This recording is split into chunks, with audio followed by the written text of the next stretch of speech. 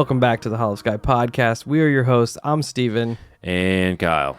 And today I got a good cryptid story out of the good old UK that I'm going to share with everybody.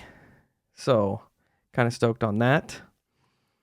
Before we do that, we're going to get through all of our business. So check us out at all of our social medias, Facebook, Instagram, YouTube, Twitter, TikTok, Reddit, Discord. Come and hang out with us. Be part of the Holo Cult. And just be weird. Kyle's back in the studio today, coming off a little illness kick. It's glad to see him and get to hang with him for a little bit. Likewise, man. I'm feeling a little bit better. Not 100% though. Not really sure what's going on with me. I had some lab work done, EKG work done, all types of stuff. Seems to be coming back positive, but I don't know. I'll probably turn into a guinea pig before long, just to try to figure out what is actually going on. So for all those that may or may not have noticed the lack of presence in Discord or Instagram or wherever, that's the reason why. I've had some medical issues and just trying to take care of myself. And shout out to everybody that reached out asking about him. Yeah, I appreciate that. Yeah, that was awesome. He is alive and here kicking it. Yep. So, good news. Facts. Where the fuck are we at here? I don't know. I don't either. If you have paranormal experiences that you'd like to send to the show, Kyle's here with all the info, all the 411 on how to get it to us. Yeah, you can call the holophone, which is going to be 1-618-556-0837. Leave your story there on the voicemail, and it's only 4-minute intervals, so keep that in mind. You can text it. You can communicate with me once in a while. I don't always keep it on me because of my job. The phones usually end up getting really disgusting with like wood chips in them and clogging everything up, but you can also write your story out or record it using the voice memo app or anything like that and shooting that over to the email, which is going to be holoskypodcast@gmail.com. Also, if you would like to sit down and do an interview with us for our Patreon, you can send that over to holoskyinterviews@gmail.com. Heck yeah. We had a couple other things we're going to touch on today in the business.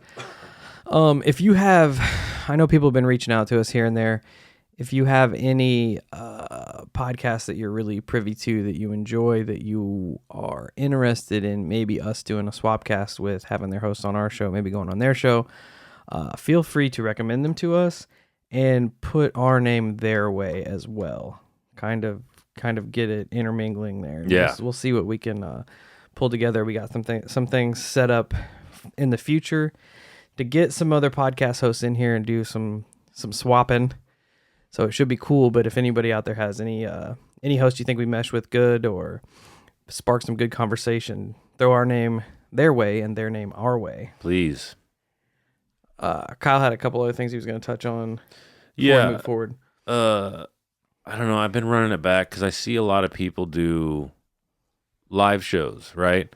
So I was curious to see how many people locally listen to us, and maybe if you would be interested in something like that, because we have the equipment to do it. I've got PA speakers. We can literally do an episode right there with everybody because the way our mixer works, and I can run the PA through it and record an entire episode. It'd be something we probably sell tickets to. That way people who want to be there are actually there, et cetera, et cetera. I don't know. Something I've been chewing on. Was interested to see if anybody would want to intend that and kind of maybe get a head count and see if it's even plausible at this point. Yeah, like a live town hall meeting that we could turn into an episode. Yeah. It'd be cool. Yeah, I think it could be a really good time. Pretty dope to get out there and mingle with everyone, all the cult members. If you'd like to support the show, got tons of ways to do it. Got a Patreon. Hop over there, check that out. To all our new Patreon members, remember to send us a DM with your shipping address. And if you're in that $10 tier, send us your shirt size. Very important. Very important. Yes. We also have a Venmo if you'd like to pop some monster money over there to support our bad habits. We appreciate you. You can, first and foremost, definitely share the show. Tell everybody. Post it on social media, word of mouth, whatever you can do to keep the show rolling. We are, as of right now, which when this comes out, it'll be 2 Saturdays ago. We are right on the cusp of 1 million downloads. Yeah, which by the time this comes out, we'll be over 1 million. If we hit it by Halloween last Monday, it'll be a miracle. We're close, but I think we're gonna miss it by an eyelash. I do too. But we're still doing better than our original because we wanted to hit 1 million by the end of the year. Yeah, we're about 3 months ahead. All thanks to you guys and putting in the work. Yeah, we drove that date up because we were doing so well. Yep. We got overcompensated a little bit. That happens. Got to shoot big. Yep. You can also go to wherever you listen to podcasts and leave us a 5-star rating and review. That helps get our name out there. It helps it pop up when people search for paranormal and weird shit. I will shout you out on a future episode if I can find your rating and review. Our 5-star rating and review today comes from our friend Gang Buzz 82. My God. I love saying gang. It's so awesome. Gang says, love the podcast, boys. Found you guys through the Merkman, and I've been binge listening ever since while I work. Love the banner between you two. It brings the podcast to life. Would love to see you guys do a swap cast with TOT3K, which is Theories of the Third Kind. You guys cover a lot of the same stuff and have the same juvenile sense of humor that I love. Keep bringing the heat, and I'll be sending a story in that my wife and I went through years ago. Gang. First off, thanks so much for taking the time to leave a 5-star rating and review. Second, first off, dope name. Yeah, gang again.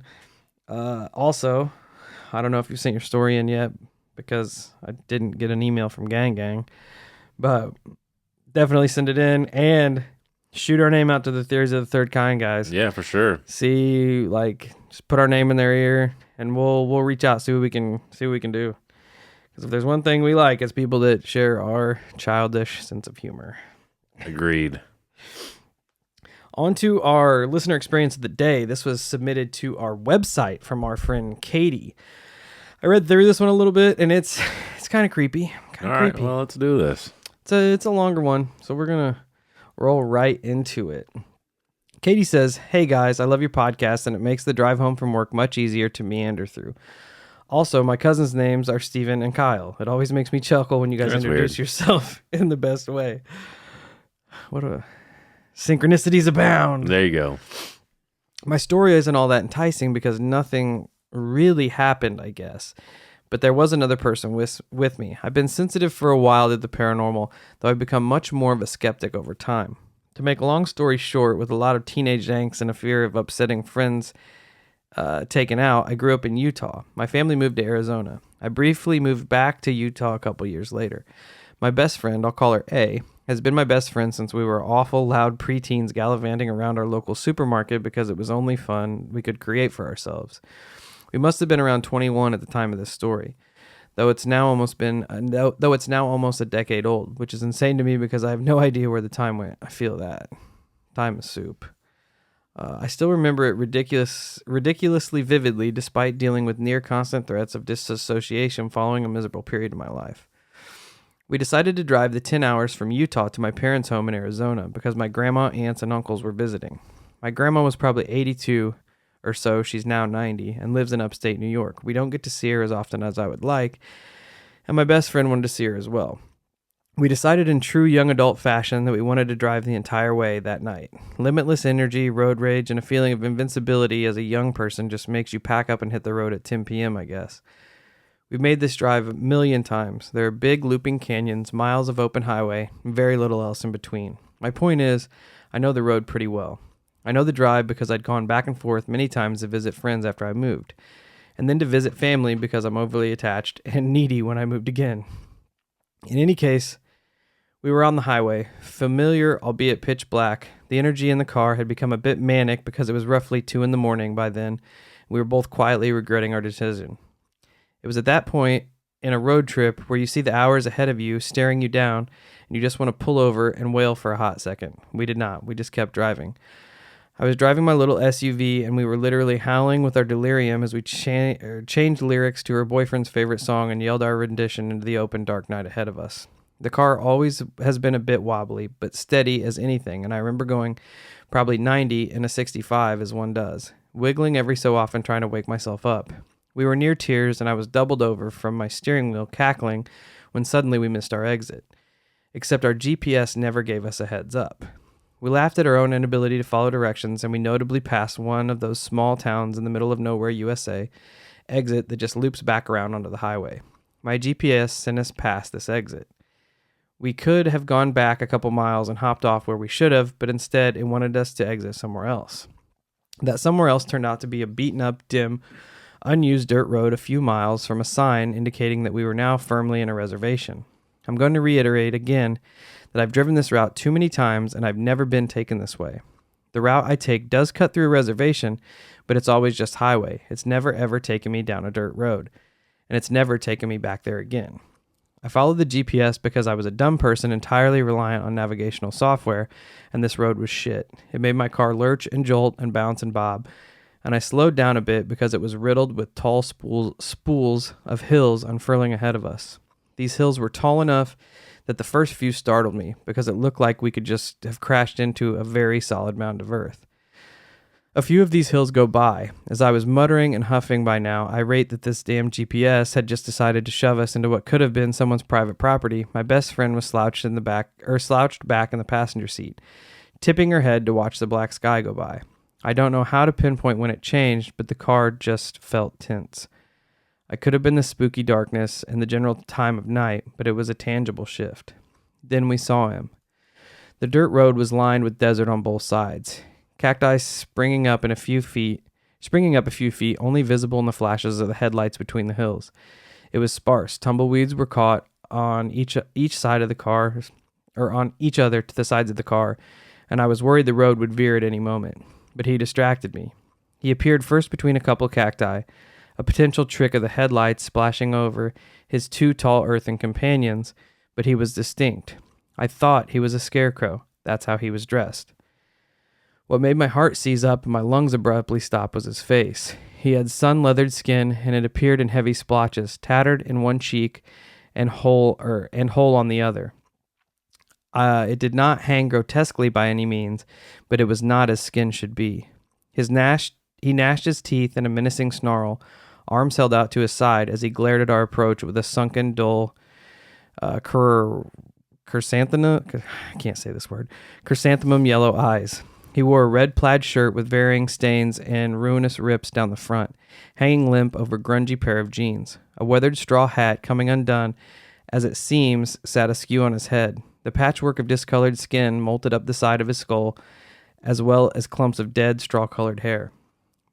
My grip tightened exponentially on the steering wheel, until my knuckles ached and my nails bit into the rubber. I felt my lips press on themselves, my shoulders hunching, as I pressed my foot down on the gas. I had no interest in being mindful of my car for anyone.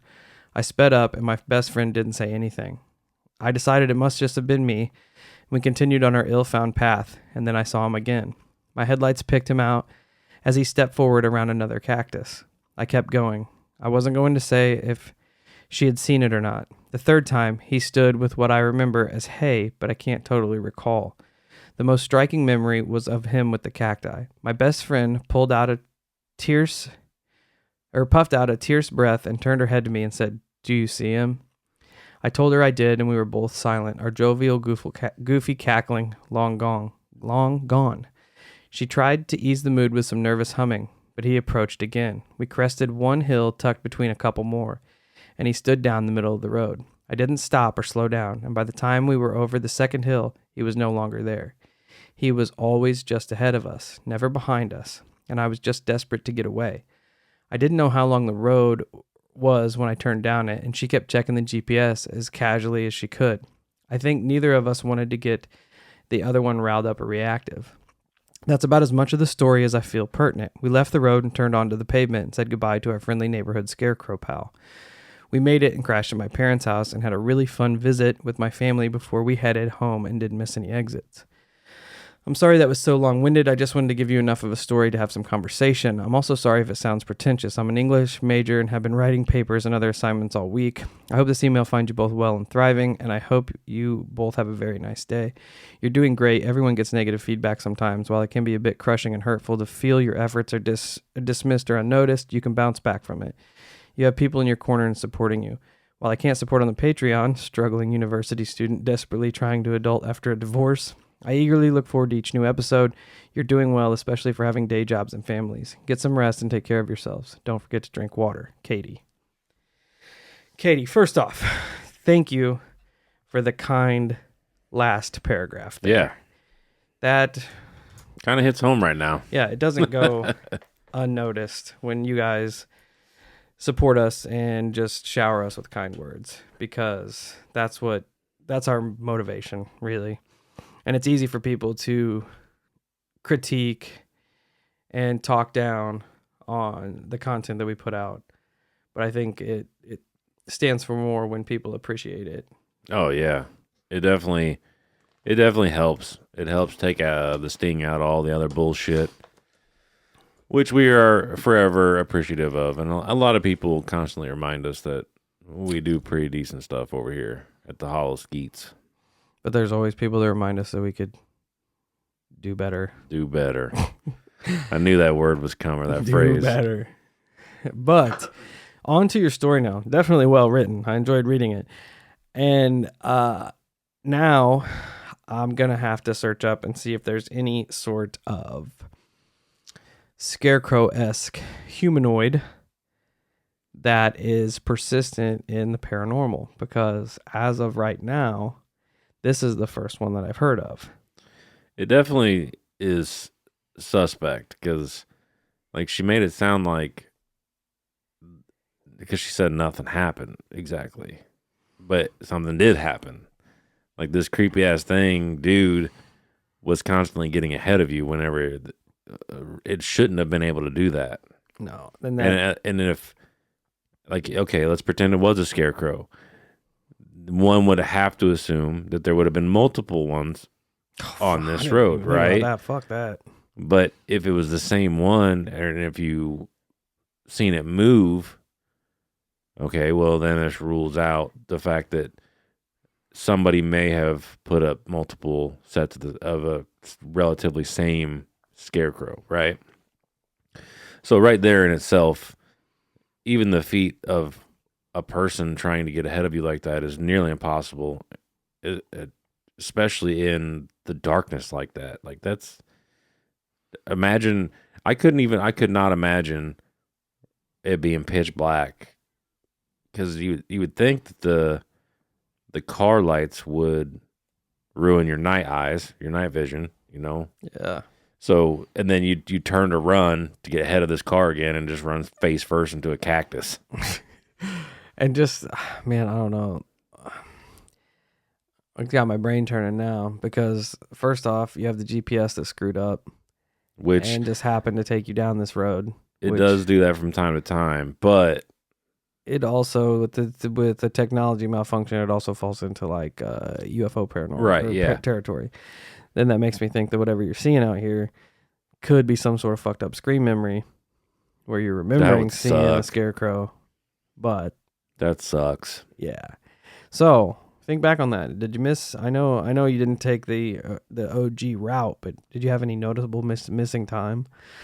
Because I know whenever you're in that state where you're tired, and then you get so tired that you just kind of start getting loopy, for lack of a better word. Yeah, we've been there. Yeah, driving over from Crypticon in 2019 was a mess. I saw Buzz Lightyear while I was awake. See? Screen memory from the UFO that abducted us. I hope so.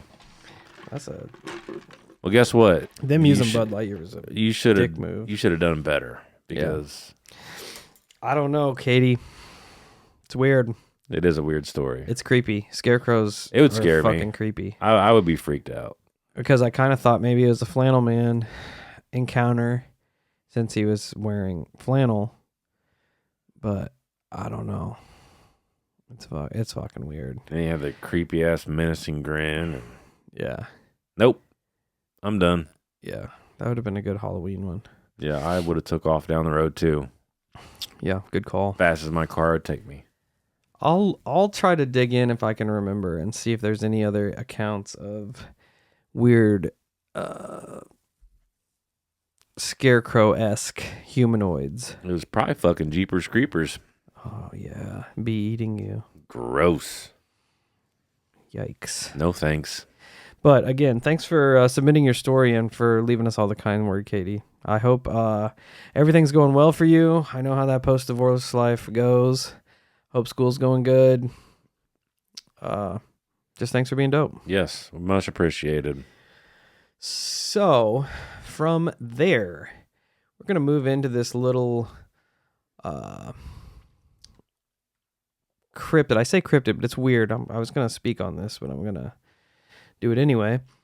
That I keep seeing in the paranormal community, people are getting angry with content creators and researchers and stuff using the term cryptid out of scientific context. What? Like calling the Mothman a cryptid. What the fuck else would it be? A cryptid, I was trying to I guess a cryptid itself is more like an Bigfoot? animal. There's evidence for, they almost want to take the supernatural aspect out of it and leave it in scientific context. So okay, here's my take on this. Shut up. Why? They're just, I don't know. Everybody wants to rain on everybody else's parade. You know, I'm usually an extremely polite person, but just shut up. That's so petty. It's so petty to do that. I guess in my opinion, it's super petty to be like, oh, don't call the Mothman a cryptid. Well, who cares what label you want? I could call him a fucking crayon for all that matters. They're humanoids, not cryptids. I mean, yeah, I guess I do see that point, but come on, is it really that big of a deal? Yeah, I'm just. You know what I mean? Is it really that big of a deal? I saw it, and I'm like, this is really the hill they're trying to die upon. Exactly, that's where I'm at with it. Really, come on, man. You're playing checkers right now. Yeah, just another talking point for somebody to be mad about. Yeah. Anyway, this humanoid that I'm going to talk about today, I actually wrote most of this episode back when I did the Sam the Sandown Clown episode, because I was just going to do a double cryptid episode for UK cryptids. Wrong. Sam, you screwed that up. Yeah, can't call it cryptid. Can't do it. I just got paranormally canceled. That's why. By your that's co-host. why we are the bastard sons of the paranormal. That's right. That's what we do. But Sam did the research on him, and he just kind of evolved into his own thing. So I stepped away from this, and now I'm seeing it gain more traction, more and more traction, more and more people talking about it. So I'm like, fuck it, better put it out. This cryptid humanoid is the Owlman of Montnan. I believe the Belief Hole Boys touched on him a little bit. There is a YouTube channel called Shrouded Hand. I used them as a reference when writing this on top of what I've already written. The dude over there at Shrouded Hand, he put a lot of extra good twists on. Definitely go over there and check his episode out on it. So, the first reported sighting of the Owlman took place in the town of Montnan in Cornwall on the 17th of April, 1976. The Melling family, consisting of Don, his wife, and their two daughters, June, that was 12, and Vicky, 9 at the time, were camping out having a picnic near Montnan when they were setting up. They let their daughters run out and play in the wooded area. There was this big medieval church, St. Stephen's Church, and while the parents were setting up the picnic, the daughters went off to play in the cemetery, which is the beginning of any kind of terrible encounter. Right. Not long after, Don and his wife heard screams from the direction of the church, and they saw their daughters sprint toward the family's car. Inconsolable by their parents, the sisters told their parents that they need to get out of there immediately. They have to get away. Once they were safely back at the campsite and in the car, the sisters told their parents what they saw. They said while playing around the gravestones, playing hide and seek, June and Vicky heard a strange sound in the sky. before spotting a large bird-like human hovering a few feet above the church's bell tower. They said it had the body of the man, but it had large wings of a bird.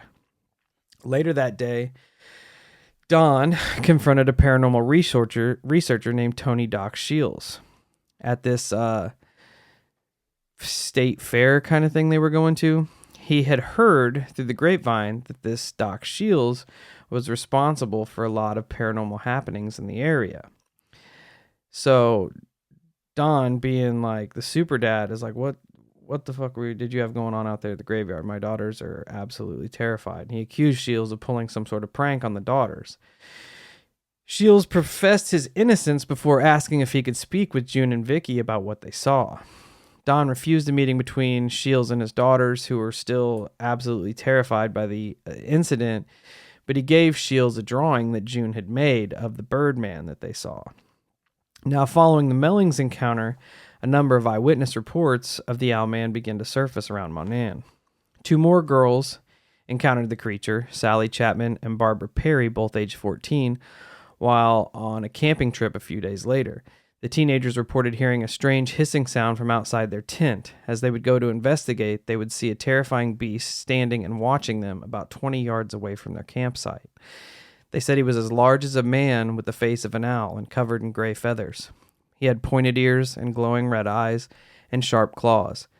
At first, the girls thought it was someone in a costume just messing with them, but once the figure spotted the girls looking back at him, it flew up into the trees and then disappeared into the night. According to Shields, he received this eyewitness account from the girls after bumping into them at the beach located between St. Monan and St. Stephen's Church. The next day, 2 more girls had an encounter in the same area. A letter was sent to a local paper on July 4th, 1976, that the girl and her sister was playing near a church in Monan when they spotted a creature in a tree, as big as a man, but its legs bent backwards like a bird's. Glowing red eyes, and its feet resembled crab claws. And when it noticed the girls had spotted it, it flew off into the woods. More sightings followed between 1976 and 1995, but the total number wasn't particularly high. In the summer of 88 or 89, the stories I looked up differed. A teenage boy claimed an encounter with the Owlman while on vacation with his girlfriend and her family. While the couple took an evening stroll, possibly near St. Monan and St. Stephen's Church, describing the incident, he didn't come out until 6 years later, so his memory of the whole event was shady at best. He stated that they came across the figure standing in a tree approximately 15 feet above them. He recalled the creature being about 4 feet tall with a head of feathers, the body of a man, a flat face, again, pinchers or crab claws for feet, and a light gray colored with long wings. Terrified, the couple watched the creature until it jumped down behind a tree, and they took the opportunity to run away. Yet another sighting came, and is often mentioned in online forums, came from an American student who studied biology. She claimed to see the Owlman near St. Monan and St. Stephen's Church when visiting the area. In 1995, she wrote about her experience in the Western Morning News, a daily regional newspaper for Southwest England. I've been unable to find the article, so I can't actually confirm that the report exists, but everybody kind of talks about it. In a book called Britain's Paranormal Forests, Encounters in the Woods, an author named Peter McHugh describes an Owlman testimony he received from a woman named Barbara Finnell, who ran a paranormal investigation group based out of London. A member of her group claimed to know someone who had an encounter with the Owlman, who McHugh refers to as Kate. Barbara met with Kate, who testified that she saw with her friend Anne on the evening of May 1978. While walking home on the road along St. Monan and St. Stephen's Church, Anne began to cry and point frantically toward the church, claiming she saw a man with wings. Kate wrote in her statement to Barbara, and I quote, "I looked back and I saw a huge bird-man-like creature starting to fly towards the farm. It was sort of rising after taking off. It seemed about 4 feet long and had a pointy beak and huge eyes. They weren't red or anything, but they were looking at us. And here's the thing, though. It had human-like features, such as a mouth and lips. but with a beak where the nose should be. The wings were the scariest part. They were almost like a huge feathery cloak, which seemed to move together as it flapped. They hardly seemed to separate, like a bird's wings do. Even to this day, I've never seen anything so bizarre. Again, that account was in Peter McHugh's Britain Paranormal Forest Encounters in the Woods. Kate and Ann hid in a hedge while the creature watched them. The only sound in the air was the flapping of its wings. Eventually, the creature would disappear into the woods, leaving the girls terrified and confused. Kate told Barbara that no one believed her story despite rumors circulating Monan about the Owlman sightings. She wrote, "After all these years, I can only say that I don't believe that it was a bloody owl."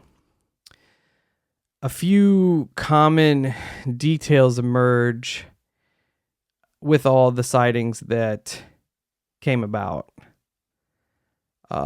They all kind of occurred near the churches, St. Monan and St. Stephen's. Most of the witnesses were teenagers or children when they had their Owlman encounters. Outside of the one teenage boy who saw it with his girlfriend, all the witnesses were female.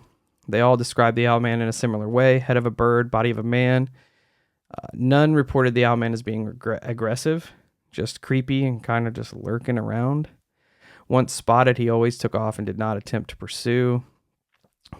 I got this story confused with one of the earlier ones. So this earlier story of the woman from the United States was not a biology student. She was just a woman from the United States. And this actually might also be her encounter that I came across here later. This sighting was from 1995 in the form of a letter sent to a local paper. Yeah, this is probably it. So the story I referred to earlier that I said I couldn't find the article, apparently I did. It says, "Dear Sir, I'm a student of marine biology at the Field Museum in Chicago. On the last day of a summer vacation in England, last Sunday evening, I had the most unique and frightening experience in the wooded area near the old church of Monan, Cornwall. I experienced what I can only describe as a vision from hell. The time was 15 minutes after 9, more or less, and I was walking along a narrow track in the trees. I was halted in my tracks when about 30 meters ahead I saw a monstrous man/bird thing. It was the size of a man with a ghastly white face, a wide mouth, glowing eyes, and pointed ears. It had huge clawed wings and was covered in feathers of silver or gray. The thing had long bird legs, which terminated in large black claws. It saw me and then it arose, floating toward me. I just screamed and ran away for my life. The whole experience was totally irrational and dreamlike.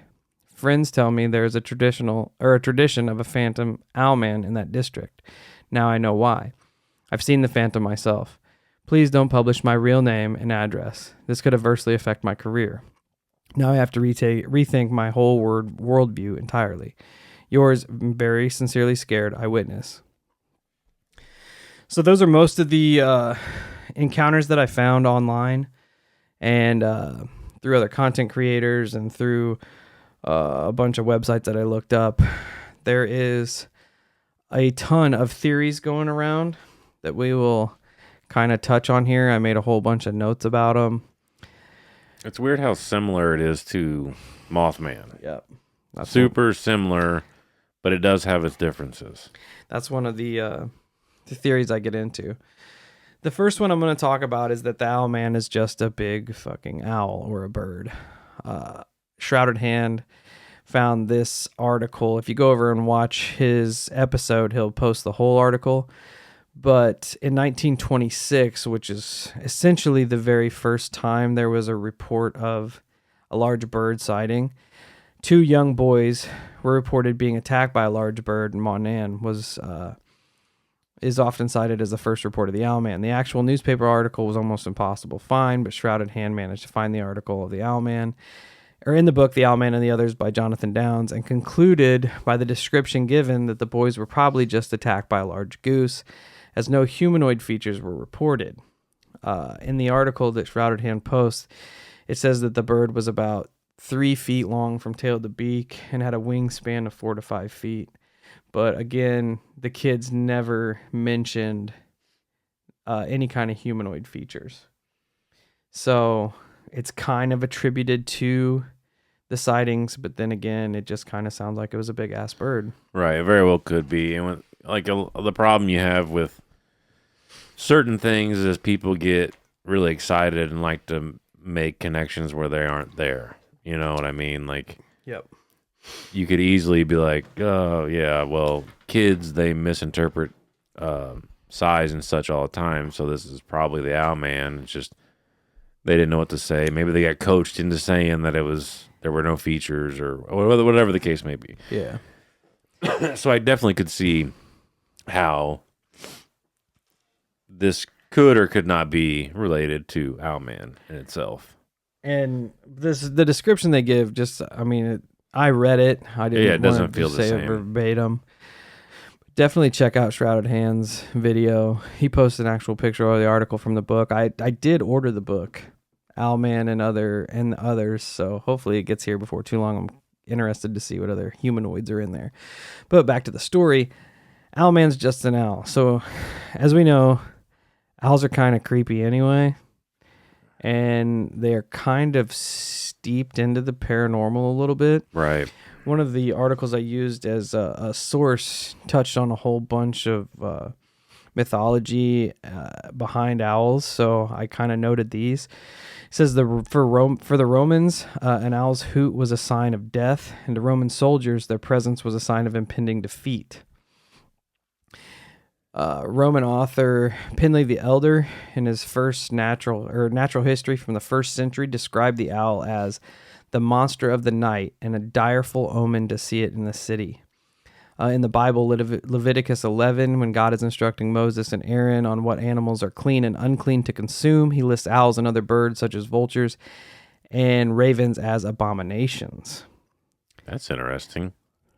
In English folklore, owls have the unfortunate role of being the harbinger of doom, which, who else is a harbinger of doom? Yeah, the Mothman. Mothman.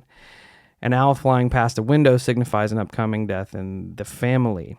In Mexico, the Aztec god of the dead, I would try to pronounce it, but everyone would murder me because I'd butcher it so bad, is associated with owls and other nighttime critters such as bats and spiders.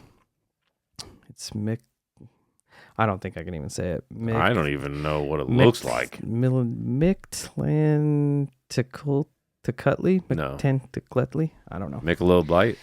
Could be. 13th century medieval bestiary. Screech owls signify the wailing of sinners in hell. Some areas of the world, people believe that owls are actually humans that have been transformed by witches due to their almost human-like faces when compared to other birds. There's also evidence that a lot of early ghost stories could have been inspired by owls. Owls have always been creepy forever. They basically do kind of have a creepy face. Yeah. When you think about it. Yeah, so that theory is that it was just a big creepy bird. People were seeing it, and once that first story came out, once Doc Shields put that first story out, once those gears are grinding, when people see it, they're going to automatically attribute it to the Owlman. So, next, we have that Owlman, Kyle's favorite, was an alien. I can see that. This, of course, was popularized by the 2009 horror film The Fourth Kind, but there were reports of owls showing up before alien encounters, long before that film was ever released. Digging through UFO archives of UFO research, Swedish UFO researcher Håkan Blomqvist uncovered a number of curious reports supporting the connection between owls and UFOs. In the summer of 1980, Ingvar Oscar Johansson was driving near this Swedish town that I can't pronounce while on holiday in Sweden when suddenly the sky burst open with blue light and an owl landed on his windshield. Blomqvist writes, the face of the owl appears to be very human, and this scares Ingvar as he feels like the owl is looking directly at him. Also from the archive was a story of two men traveling through Dalarna in the summer of 1966 when they came across an owl sitting on a post at a rest stop. The two men claimed that hovering 150 meters in the air above the owl was a large silver craft. In an interview with Vice, author Mike Cleland talks about all kinds of eyewitnesses that he received sending their accounts in for his book, The Messengers, also supporting this connection between owls and aliens. One witness was named Ron Johnson, talked of a time when an absurd amount of owls took over his mother's front porch. For many days, the owls remained on the porch of the house, and one had a habit of always watching Johnson leave in the morning for work and return to the house in the evening. One night at midnight, Johnson felt a sudden urge to leave the house. When he did, he saw a 4-foot owl standing in his driveway, waiting to exchange stares. Cleland says that these type of encounters aren't uncommon. It's interesting that human-sized birds aren't restricted to just the owlman, but it also appears in ufology quite a bit. Well, they should definitely be uncommon, because that would scare the shit out of me. Who did we have talking about seeing? Kenneth talked about seeing a giant owl. Man, I don't feel like that was the first one we've had. No, either. I don't think so either. But I don't care who you are. If I walked outside and saw a legit, not an alien, but a 4-foot owl in my driveway, it would creep me the fuck out. Yes. That would be terrifying in itself. Definitely. So, if owls aren't aliens themselves, could they possibly be tools used by the aliens to... I mean, why not? Keep an eye on humans? Could they be screen memories where people are actually seeing... It is weird that they would... beings. If that's true, it's weird that they would use owls, of all things. Owls you know what I mean? They are creepy, but why would you pick something creepy? Why wouldn't you pick something familiar and I don't know? Aliens are fucking weird. A bunny rabbit. Could owls be an attempt of alien shapeshifting into humans just gone wrong? Gross. That fucking sucks. Yeah, that's not very cool at all. Another section from McHugh's book that I mentioned earlier, Britain's Paranormal Forests, talks about a different connection between owls and aliens here. And this is quoted from the book. It has been suggested that aliens are able to influence the minds of people they abduct, substituting a more palatable conventional imagery, such as deer or owls, for what would otherwise be traumatic recollections of their abductors. These supposedly false recollections have been referred to as screen memories. So,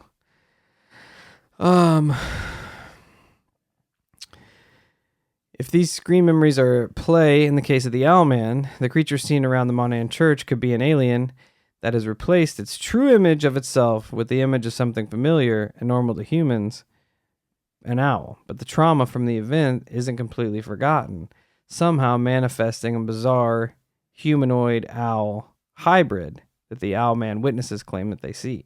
So the screen memory isn't totally doing its job because the actual sighting and abduction is so traumatic. No. That just sounds not, I don't know. The overall description of Owlman is just very bizarre. Yeah. I hate the fact that they describe it with backwards legs. That bothers me so much for some reason. And multiple sightings, multiple descriptions of having pincher-like crab claws for fucking feet. Weird. Which there was another alien. Was it the Pascagoula that also had crab claws? I think so. What the fuck? I don't know. At first I thought maybe they just misidentified it. Because really, I mean, if you think about it, if you looked at a bird that was perched and it had its little feet, I guess it kind of would look like a claw, Yeah. right? If you couldn't tell that there were individual digits there. But then the fact that more and more people report the same thing of it being this pincher type claw thing there, it kind of makes you wonder a little bit. Yeah. It's weird. All right, so moving from the UFO connection on to the elephant in the room, that the Owlman and the Mothman are homies. One of the same distant type cousins. Of creature. Yep. Same sort of creature. Owlman and the West Virginia Mothman are the same type. Predating the owlman by a little less than a decade, owlman's American cousin, seen around Point Pleasant, West Virginia, between 1966 and 1967, is the Mothman. The first reporting of the Mothman was by 5 men digging a grave in Clendenin, who saw the shadow of a creature fly over their heads. It had a distinctively human shape, but it also had giant wings. Another sighting was by Roger and Linda Scarberry and Stephen Mary Mantle, who on November 15th of 66 had their car chased by a shadowy creature with glowing red eyes and a wingspan of at least 10 feet, flying behind their car near the McClintock Wildlife Management Area, a former World War II munitions plant known locally as the TNT area. Most of the Mothman encounters happened in the late 60s, with occasional sightings still throughout the last decade. Little note here in one of the articles I found that talks about the National Audubon Society. Barred owls share a number of important characteristics with the Mothman as well as the owlman. Includes the round head, black eyes, a preference to perch in forest, large wingspan, the ability to fly silent through the night. Barred owls' eyes appear to glow red in the dark due to the large concentration of blood vessels in and around their eyes, which is important in your owlman sightings because a lot of them reported with red glowing eyes. The main difference noted in this article between the Mothman and the owlman is their temperaments. While the Mothman was no stranger to being aggressive and chasing his victims, owlman, as noted, was just kind of just minding his business. He was there. Yeah. He just trying to chill in the graveyard, and all these teeny bopper girls are out there playing hide and seek and shit, and he's just trying to chill. You know, there's two aspects to owlman that kind of make me feel a little wonky. In a couple of the descriptions, how they stated it had a normal mouth, but a beak for a nose. Almost like makes me feel like a costume. Like a plague doctor. Yes, that's exactly what I thought. Yeah. And then also the other aspect would be that its wings in one of those descriptions moved like a cloak. Yeah. That's kind of sussy too. Yeah, that's true. But the backward legs is the human's not doing that. So if my legs are bending like that, just take me to the hospital. Yeah, that's definitely where you need to be. Things that the owlman and Mothman have in common, noted from their sightings, is they both normally appear at night outside of that first Melling sister encounter. They both have very humanoid-esque bodies and large wingspans. Both creatures appear to be about the size of a human. Despite Mothman's name, they are both more owl or bat-like in shape. If owlman and Mothman are real, they could definitely fit into the same category of these humanoid hybrids. Kind of the same as how Bigfoot and the Yeti would fall into the same. Right. Here, we're going to get a little crazy. Okay. All right. Shrouded Hand pulled this up in his breakdown, and I had to add it in here. And it's weird. Owlman is a tulpa or some other summoned entity. This theory spans from 1931, when a group of surrealist artists congregated in Cornwall. These artists included Max Ernst, Leorna Carrington, Paul Eluard, and E.L.T. Messens. Legend behind this meeting goes that this group was into all sorts of weird shit, including occultism. Oh, well, now it makes sense. And they would often go into the woods around Cornwall and do a vast variety of rituals, some including attempts to summon animal-human hybrids from other realms. Ernst himself had a weird obsession with birds, often referring to them in his art. He painted all kinds of different paintings. And again, if you look at Shrouded Hand's video, he posts examples of the paintings. And there are there are bird humanoid hybrids. There's this one weird painting called Children Scared by a Nightingale or something like that. And it shows two kids in a churchyard. Weird. And there's this little bird in the corner, but on top of the church, there is a man-like figure running away with a child. Weird. Almost exactly to a T. Well, in getting into this, we know another very famous occultist that did the same thing. Aleister Crowley. Yeah. And supposedly, when he was living by the old Loch Ness, he summoned entities while living there. And that sort of comes full circle. Oh, well, there you go. In a weird way. Anyway, back to Ernst having this obsession with fucking birds. He also is stated to have an alter ego named Lop Lop.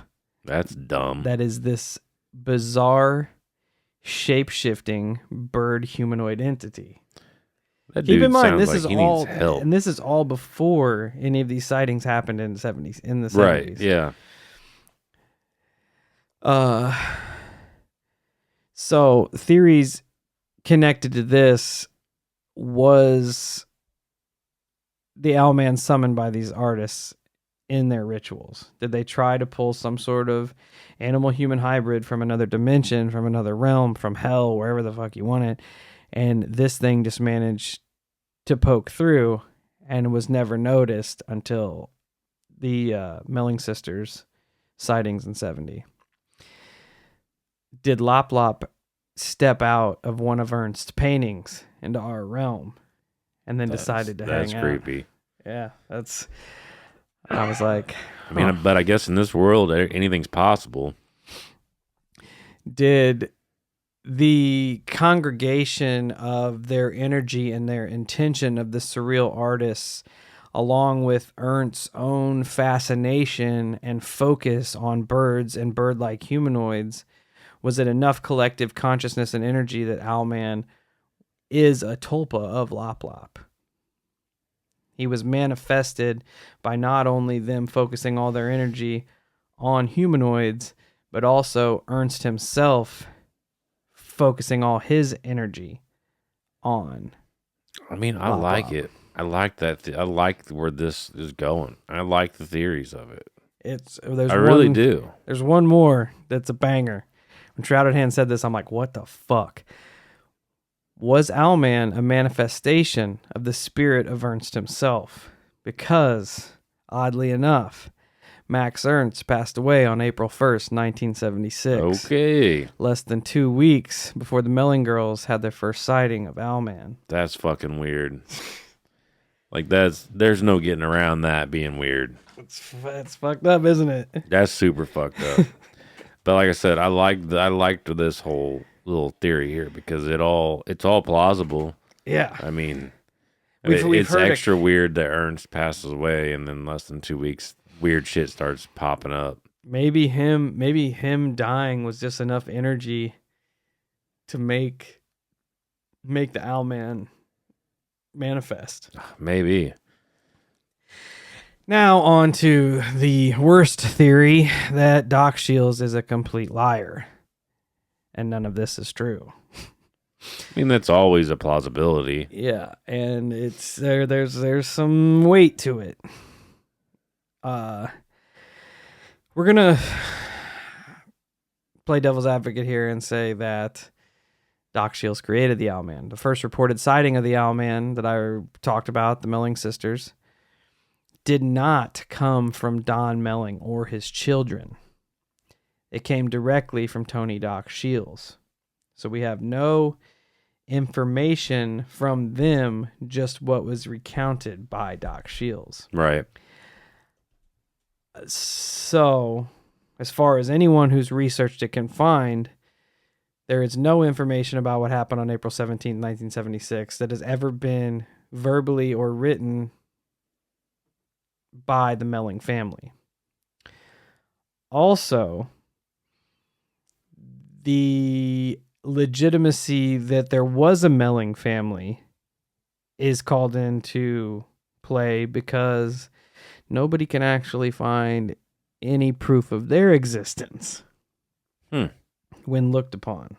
Right. I didn't dive into it myself, just from what sources I looked into. I didn't check British fucking birth certificates and shit, but from what I saw There's not a lot of evidence that they actually existed.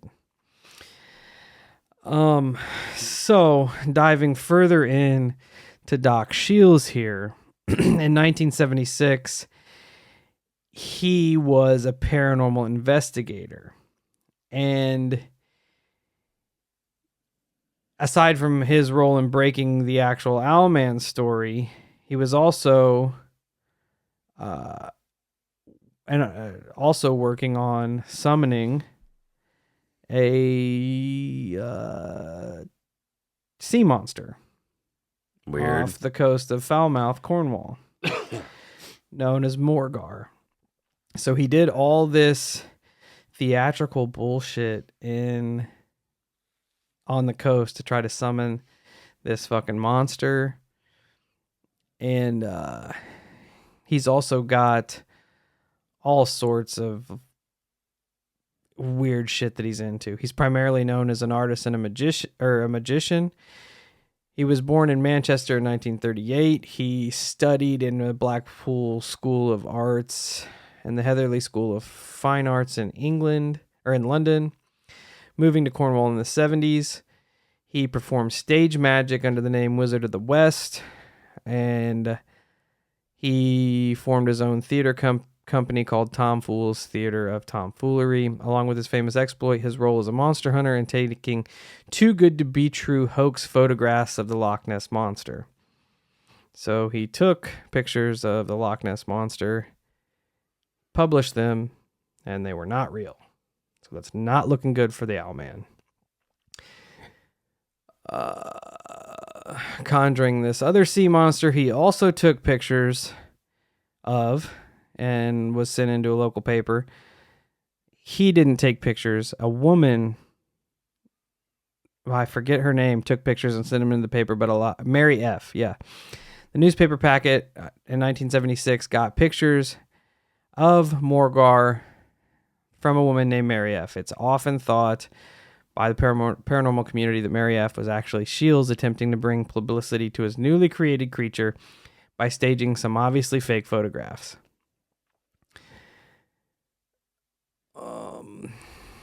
It's stated that it's not dissimilar from June Melling's drawing of the Owlman, which was likely also manufactured by Shields. There was multiple drawings of the Owlman, and when you compare them side by side, they look very similar. Very similar. Like the same hand drew them from different accounts. So what it boils down is to that Shields is almost connected to every one of these sightings in one way or another. So either he's the luckiest paranormal archivist in the world, having all these people come to him about the Owlman, or he's making some of this shit up. It's not to say that all of it's made up, because if he was attributed to the first story and put it out there, if people did legitimately see the Owlman, it's not that far-fetched to think that they went to Doc Shields to talk about it. Right, exactly. And be like, hey, I too saw this. Right. Kind of like the BFRO and people that see Bigfoot. The first thing you do is you go to the BFRO page. Yeah. You submit your sighting. Yeah. I mean, it does sound a little sussy. And like there could be some legitimacy there. And it wouldn't put it past me for someone to fake things like this, but no, and he went all out with this Morgar summoning. The dude is fucking weird.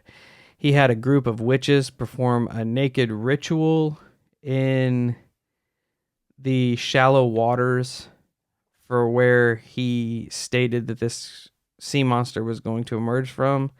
Turned out the naked witches were just 3 of his own daughters. oh, that's weird. Weird, right? That's a little creepy, my guy. Yeah, and he was sus anyway, because he released a bunch of books on like how to fake paranormal phenomenon and how to stir publicity and get famous in doing so. So he doesn't have that great of a background. No. Anyway, All it does is discredit yourself, you dummy. Yeah. Like what are you doing? And he owns it. Like in an interview, he calls himself a charlatan and a Monteblanc, which is just basically liars. You know? He's calling himself a liar. Oh, well, I don't even know what to do with that. Yeah. Like, well, you've utterly just destroyed anything that you've ever created. But then again, he stands by the monster that he summoned on the coast of Cornwall. He said it was not staged, and he was as surprised as anyone that the creature actually came out of the water. However, this was in the same interview where he calls himself a charlatan. He closes the interview with this line: "It's been a delight talking, but you mustn't believe a word I say." And then stops. So we have a bunch of Owlman sightings where I think the only one not tied directly to Doc Shields was the biologist that sent it to the newspaper. But that also could be Doc Shields writing the story, sending it to the newspaper. 100%. So either we have a really good UK humanoid Owlman, cousin of the Mothman, possible alien entity, screen memory, eccentric, occult tulpa, or we just have a washed up old magician trying to get famous. Man, I don't know. That's a tough one. That sucks. I kind of feel like it might be that it's him being a dick. Yeah, again, go to Shrouded Hands YouTube channel and watch his episode. He touches on a lot of the same information that I put forth here, but he goes deeper into it, and he's got excellent visuals with pictures from Ernst and the drawings of the Owlman and all that shit, which really brings the story together. But yeah, I mean, I also don't understand what people's fascination is with summoning monsters. It just seems counterproductive to the human race. Yeah, you think so, right? Well, I mean, look at us. We're not a species that's meant to survive. No, that's factual. It just doesn't seem very helpful. Continent killing weapons, and then we threaten to throw them at each other. That's true. That's true. But anyway, I hope it's not a made up fucking disaster, but it kind of sounds that way.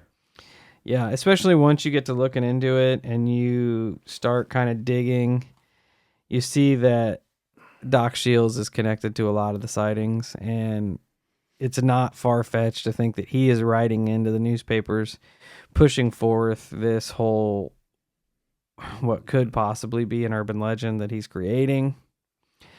But that doesn't take away from the fact that Ernst and his surrealist friends did go to Cornwall before any of this Shield stuff took place, did reportedly perform humanoid summoning rituals in the forest, and was obsessed, and there's paintings to prove it, with bird humanoid hybrid entities. So I don't know. This one's got me kind of messed up. Yeah. Did Shields know about the surrealist artist going and doing all this shit, and he decided to capitalize on it? Maybe. Did they really pull something out from this occult ritual that has been just rummaging through the forest of Monan? Maybe. Is Shields just a liar? Confirmed. Yeah, he's definitely a liar. But did he fake this specific paranormal phenomenon? That's the question. I don't know, man. I don't know either. And I don't know. It could almost be some. I was literally gonna say tomfoolery. That's yeah, not just a clever name, right? Yeah, I mean, it literally. But what if he's just like almost doing the occultist thing by being like, "Hey, here's what it is," but maybe it's not. Yeah, or wink, wink. Or he's focusing all this energy toward it. Which, I mean, it could be, if it was Shields, it could be his homage to Ernst, since it just took off 2 weeks after Ernst died. Yeah. Then all of a sudden this bird-like humanoid entity pops up. I don't know. It's weird, man. It's weird. You go down a lot of different roads with it. Yeah, when I got into the theories, I'm like, once it started rolling, because I'd look at this article and they'd be like, oh, maybe it was an alien. And then like Shrouded Hand was the only one I heard bring up these surrealist artists. And then he rolls off with it, maybe them summoning it and it possibly being a tulpa. And then he made that connection of Ernst dying the weeks prior to the Owlman sighting. And I was like, holy shit. That is really weird. Yeah. That is really strange really coincidence. Weird. Yeah, I would agree with that. I don't know. Hopefully that's what it is. And it doesn't seem like a malicious entity. It just seems like it's just there. And It's really weird that it would hang out at churches. And you'd think if he was he would spice it up a little bit. Like it's just people seeing it and it flying away. Yeah. There's nothing ultra special. You feel like you'd be very dismissive by a lot of people. Yeah. Be like, okay, you're not smart. But it does make you wonder. I'm kind of diving into all of these cryptid humanoids, humanoids from... Humanoids are cool. All over, all ones that aren't like native to us. Because we see a lot and go over a lot of the U.S. ones. Yeah. Diving into some of these weirder ones or some of the ones that just aren't from home. It's pretty dope. Remember when the humanoid sightings in the Mexico was happening? The flying ones? Yeah. Yeah. Those ones are bizarre. I still watch those videos. I know. It's fucking weird. It is weird. The world is weird. But thanks for hanging out with us today. Hope your Monday goes well. Hope your kids had a wonderful Halloween last week. Hope they got tons of candy and ate it all. Heck yeah. Every last Reese's Peanut Butter Cup gone. Every last Snickers gone. But until next week, thanks for hanging out with us. Check us out at all our social medias, Facebook, Instagram, YouTube, TikTok, Twitter, Discord, Reddit. Come and be part of the Holo Cult. Be sure to share the show. We're trying to steady climb. We'll hopefully be at 1 million by the time this falls on your ears. Heck yeah. And our friends, stay safe, stay weird. And if you see an eccentric man trying to coax you into signing affidavit that you saw a flying bird-like hybrid entity, know that he is probably trying to trick you.